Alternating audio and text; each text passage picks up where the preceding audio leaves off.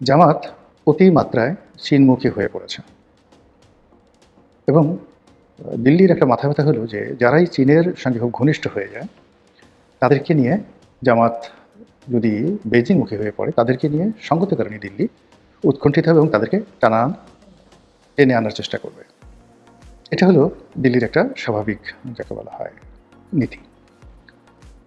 ২ নম্বর হলো যে গত ১৭ মাস কিংবা তারও আগে মার্কিন যুক্তরাষ্ট্রের যে ডিপ স্টেট পলিসি ছিল সেই ডিপ স্টেট পলিসিতে আমরা জানি জামাতকে সর্বরকম প্রেরণ করা হয়েছে আমেরিকার পক্ষ থেকে।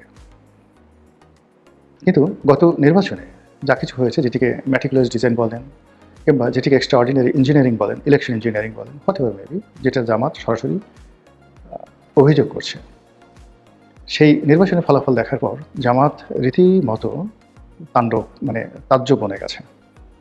এর কারণ হলো যে তাদেরকে যেভাবে আশ্বাস দেওয়া হয়েছিল, প্রশ্বাস দেওয়া হয়েছিল, তাদেরকে যেভাবে সিকিউরিটি দেওয়া হয়েছিল, তাদেরকে যেভাবে ট্রেনিং দেওয়া হয়েছিল, সেক্ষেত্রে শেখ হাসিনার পতন পরবর্তী ১৭ মাস এই ডটগুলো যদি মেলান জামাতের ক্ষমতায় আসার সম্ভাবনা আমেরিকার পক্ষ থেকে একেবারে শতভাগ নিশ্চিত করা হয়েছিল।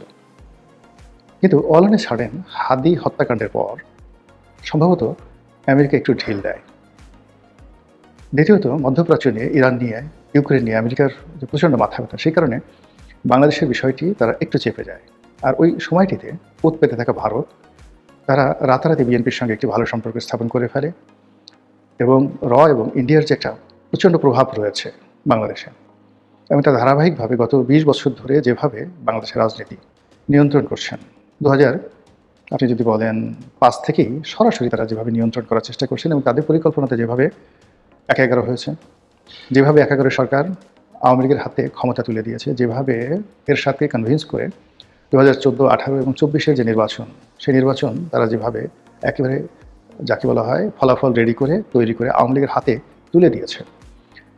এই কাজগুলো করার জন্য যে মেকানিজম দরকার, যে শক্তি দরকার, যে ইনভেস্ট দরকার, যে ম্যান পাওয়ার দরকার, সবই ভারতের আছে, কিন্তু আমেরিকা সেটা নেই।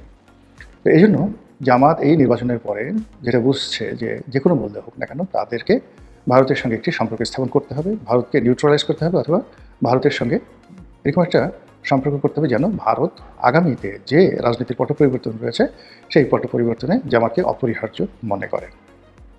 তো এই যে ভারতকে নিয়ে জামাতের যে সিদ্ধান্ত, এটি ভারত কীভাবে নিয়েছে, যদি সাম্প্রতিক সময় ভারতের যে রাষ্ট্রদূত তার মনোভাব দেখেন, জামাতি নেতাদের সঙ্গে তার দহরম মহরম দেখেন এবং ভারতের বিভিন্ন রাষ্ট্রীয় প্রোগ্রামগুলোতে যেভাবে জামাতের লোকজন স্বতঃস্ফূর্ত হয়ে আনন্দ এবং উল্লাস নিয়ে যেভাবে অংশগ্রহণ করে, তাতে মনে হচ্ছে জামাতের সঙ্গে ভারতের একটি তলে তলে চ্যানেল তৈরি হয়ে গেছে বা হওয়ার পথে রয়েছে।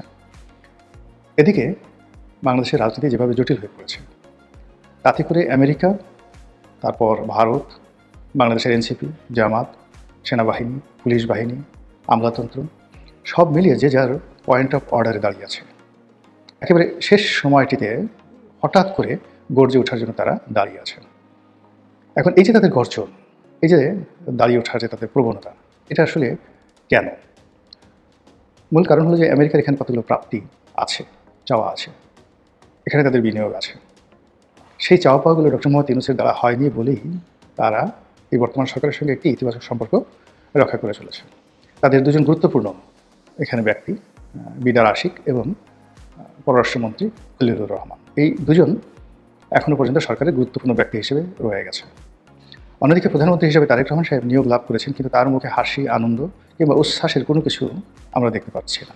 মনে হচ্ছে পিছন দিক থেকে কেউ যেন তাকে কিছু একটা বলছে, ভদ্র ভাষায় এই পর্যন্ত বলা যায়, এর বাইরে আর কিছু বলার দরকার নেই। ফলে এককভাবে কোনো সিদ্ধান্ত নেওয়া, এককভাবে কোনো বড় কিছু করা, প্ল্যান করা, পরিকল্পনা করা, এই জিনিসগুলো তিনি করতে পারছেন না বা সামনেও পারবেন না। ২ নম্বর হলো যে ভারতের সঙ্গে গত ১৭ মাসের যে সকল সম্পর্ক নষ্ট হয়েছে সেগুলো গড়ে তোলা এবং শেখ হাসিনার জামানাতে যেই সম্পর্কগুলো গড়ে উঠেছিল সেই সম্পর্কগুলো আবার চালু করা, এগুলোর উপর নির্ভর করবে আসলে জনাব তারেক রহমান সাহেবের রাজনৈতিক ভবিষ্যৎ কতটা ভারত সমর্থন করবে।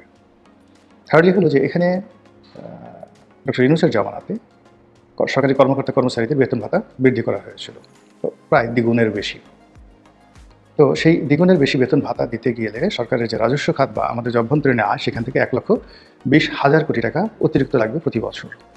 ইট মিনস প্রতি মাসে 10,000 কোটি টাকা বেশি টাকা লাগবে এখন যেভাবে বেতন দেওয়া হচ্ছে তার চাইতে।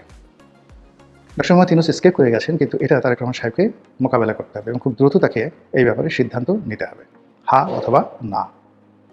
3 নম্বর হলো যে জুলাই সনদ থেকে শুরু করে অন্যান্য যে সকল বিষয় রয়েছে, সেই জুলাই সনদের বিষয়েও তাকে সিদ্ধান্ত নিতে হবে এবং এগুলো নিয়ে আলটিমেটলি রাজনীতির জঙ্গল এটি উত্তপ্ত হয়ে পড়েছে, ভীষণ রকম উত্তপ্ত হয়ে পড়েছে। তো কাজেই বিএনপির জন্য রাজনীতি সামনের যে 2 থেকে 3টি মাস ভীষণ রকম একটি টালমাটাল অবস্থা সেখানে যাবে। সেই টালমাটাল অবস্থার মধ্যে তারা কতটা ভালো করতে পারবে না পারবে সেটা তাদের ব্যাপার, কিন্তু এই সময়টিকে জামাত কাজে লাগাতে চাচ্ছে। যে পরিস্থিতি যদি টালমাটাল হয়ে যায় এবং সেক্ষেত্রে জামাতের জন্য যদি আবার নতুন করে কোনো অপরচুনিটি আসে, সেই অপরচুনিটি তারা অতীতের মতো খেলায় হারাবে না, অতীতের মতো ভুল করবে না এবং গত 17 মাসে তারা যে সকল খানাখন্দক তৈরি করেছে রাজনীতিতে সেগুলো করবে না। এটাই স্বাভাবিক। যদি এই ধারা তাদের মধ্যে থাকে, সঙ্গত কারণেই ভারত যদি তাদেরকে সুযোগ দেয় তারা ভারতের সঙ্গে নেগোসিয়েশনে দৌড়ে দৌড়ে যাবে। আর অন্যদিকে বুবু আমাদের আপা জননেত্রী শেখ হাসিনা, তার সঙ্গে জামাতের যে সম্পর্ক এর আগেও বেশ কয়েকবার হয়েছে, বিএনপির সঙ্গে কখনো হয়নি, কিন্তু জামাতের সঙ্গে একাধিকবার তাদের সম্পর্ক হয়েছে। তো সেই সম্পর্কের যে ধারাবাহিকতা, সেই ধারাবাহিকতায় যদি আপার পক্ষ থেকে কোনো প্রস্তাব যায়, আমিরের জামাতের সভাপতির পক্ষ থেকে যদি কোনো প্রস্তাব যায় এবং সেক্ষেত্রে যদি তলে তলে ছাড় দেওয়ার মতো কোনো ব্যবস্থা হয়, রাজনৈতিক প্ল্যান প্রোগ্রামগুলোতে যদি একে অপরকে ছাড় দেয়, একে অপরকে সমর্থন যায়, আপনার কাছে কী মনে হয় রাজনীতি খুবই জটিল এবং কুটিল হয়ে যাবে না? দেখা যাক কী হয় আমাদের রাজনীতির ভবিষ্যৎ।